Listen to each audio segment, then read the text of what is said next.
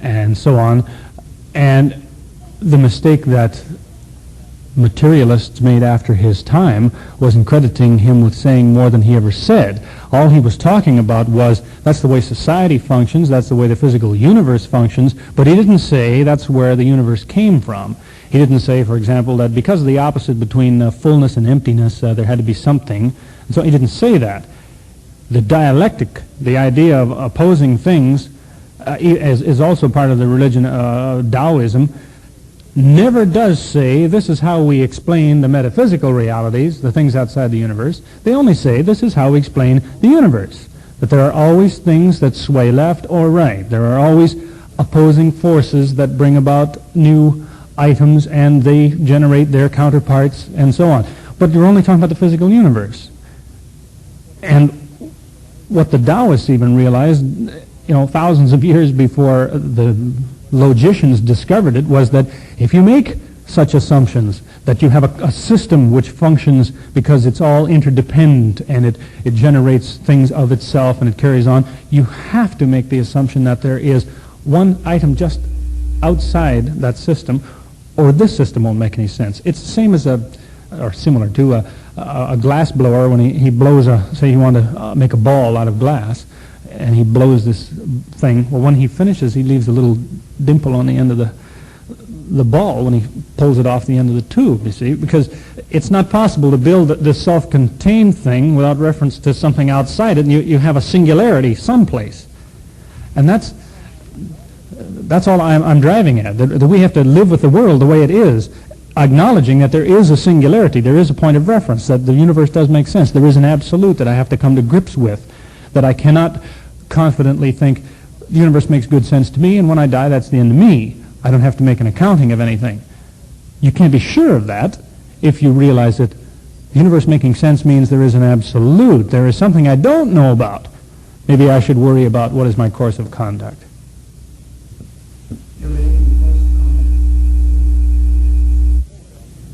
I'm just saying there are things we don't know, so we should be interested in finding out what is the best thing for me to do.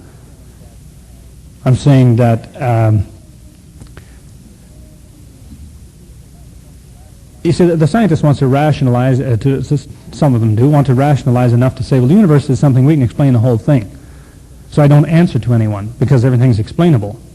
But what I'm trying to point out is that the fallacy in that is, by saying that we can explain a whole universe, they are acknowledging, well, there is one thing we can't explain that is outside the universe. There's something that should be on their mind to think there's something beyond what I do that I may have to answer for someday. Maybe not. But the point is there is something he should be concerned about. Whereas a man might like to say, what I know is I can get away with a lot of things. And as long as I can keep getting away with them, I'm going to do them. But the man who realizes, well, you can't be certain that that's a good course of action because the universe doesn't fit into your little bag. There's more to it than you appreciate. So don't think that you are the one in charge, that you can set the arbitrary rules of conduct. You should be interested in what are the good rules of conduct.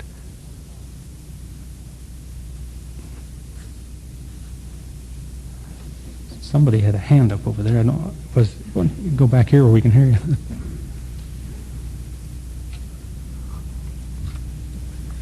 You've been saying that the person will be punished by his sins, not because of his sins.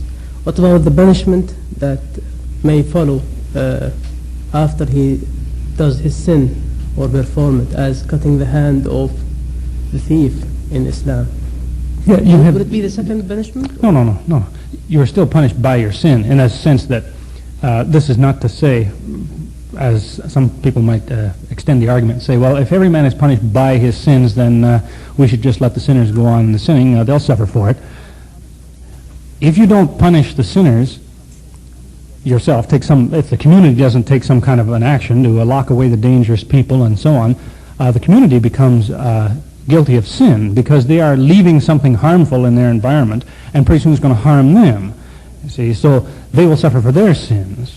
You see, if a man steals and you think, well, he'll suffer for that, and you don't do anything about it, if you're in a position to do something about it, you let him go on stealing, sooner or later he's going to steal from you, you see, in which case you are now suffering for the sin of not having done something about that man in the first place, you see. Man plays a certain part in that balance, that the man who kills has to make amends for it. The man who steals has to be prevented from stealing, and so on. The obligation is also on the community who harmed him, or they are guilty of sinning. But that is interesting. The other point that maybe you're mentioning that is true. In Islam, it's believed that if a man is punished for his sins here, that he doesn't have some other punishment waiting for him someplace. In effect, whatever would be you talk of the cutting of the hand, which is a very extreme measure and has had very limited application, but should that be the case, a man could be a terrible thief, and if he lost a hand for that, he might even present himself to the court to say, look what I've done over the years. I deserve all the punishment coming to me. They cut his hand off. The Muslim doesn't believe he has any other punishment ever coming to him. In some future life or something, he's not going to be tortured for it. He made amends for it. That was it right there. Any more questions?